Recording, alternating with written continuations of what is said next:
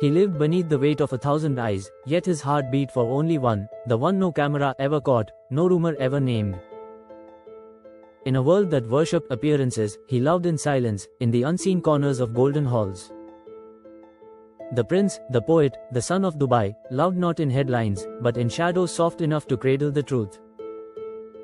His love wasn't meant for public pages, it bloomed in the spaces between duty and desire, in moments the world could never photograph. And though his smile lit empire, it was the thought of her that lit his soul. He had everything a man could dream of: power, admiration, legacy. Yet none of it compared to the quiet warmth that filled him when he thought of her. She was not royalty, not dressed in diamonds or titles, but she possessed something rarer: sincerity. In her presence, he felt unmasked. She didn't see the prince, she saw the man. That was what made it dangerous and divine. Their love was not built on what the world could see, but on what only two hearts could feel when no one else was watching. When they met, time seemed to forget its purpose. The world outside continued its noise, its politics, its endless rush, but within their shared silence, a universe unfolded. He never needed to declare his feelings, they were written in the way his eyes softened when she spoke, in the way her laughter filled the palace of his heart. Love, to them, was not a spectacle. It was a secret garden, hidden behind walls of restraint and royal expectations. And in that garden, he found a peace no throne could offer. There were nights when the city lights reflected on the Arabian waters, and he would find himself standing at the edge, watching the moon ripple. He'd think of her then, the way she had taught him that even the strongest must learn to bow before love. His poems were full of metaphors, but all of them were just disguises for her name. The world thought he wrote about the stars, but he was writing about her eyes. The world thought he wrote of deserts, but he was writing about the endlessness of his longing. The headlines loved him, the royal who could charm nations, who could inspire hearts, who could make duty look like destiny. But they never knew the version of him who stayed up late, staring at empty pages, trying to write her back into his life. They never saw the tears that fell quietly when he reread his own poems, realizing they were not art, they were confessions. They never understood that behind his strength lived a wound too sacred to show. For love that lives in shadows does not die, it lingers, it haunts, it breathes softly even in silence. Sometimes he wondered if love could exist without being seen, if two souls could belong to each other without ever being named together. And then he would remember her, how her presence needed no proof, how her absence spoke louder than words.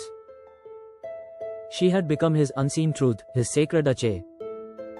The world saw a prince with perfect composure, she knew the boy who still searched the stars for meaning.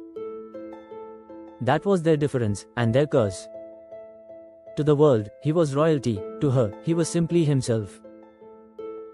He once told her, if the world must never know, let the heavens at least remember. It was the kind of promise that didn't need witnesses.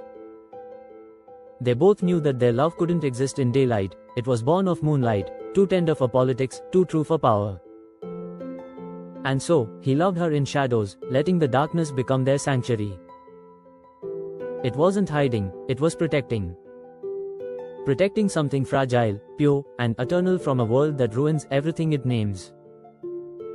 Each passing year added another layer to his silence.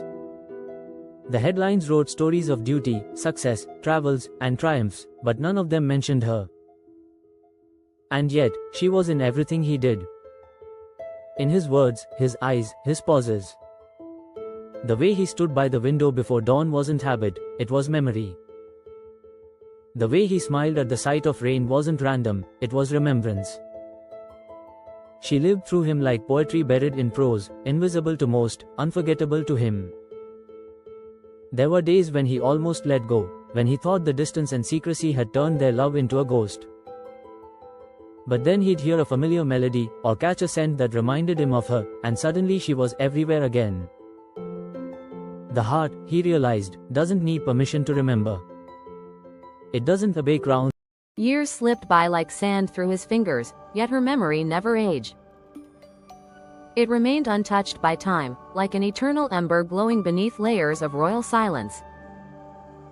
Sometimes, when he passed through the gardens at dawn, he would catch a glimpse of her in the fragrance of the roses, fleeting, fragile, yet devastatingly real. He often thought love was a ghost that refused to leave, but this was gentler. It was not haunting him anymore, it was guiding him. Even when she wasn't there, she was everywhere, woven into the fabric of his breath and the rhythm of his heart. He had learned that the truest love does not demand an audience. It thrives in silence, growing roots where no one looks. The world thought he had moved on, the ever-smiling prince, devoted to his people, to his poetry, to his responsibilities. But beneath that graceful exterior, his heart remained loyal to the one story he could never tell. She had become the verse that began every poem and the silence that ended them all. In loving her secretly, he had discovered the purest form of devotion, one that asked for nothing, not even recognition. There were moments, under the endless desert sky, when he would whisper her name just to hear how it sounded against the wind.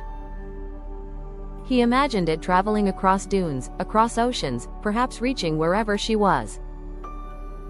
He believed that the universe had its own way of keeping lovers connected, through coincidences, through dreams, through moments that mirrored old memories.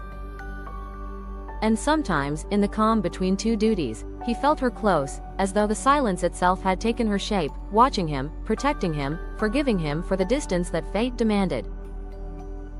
He never regretted loving her in shadows. If anything, he feared what daylight might have done to them. The world has a way of turning love into spectacle, purity into performance.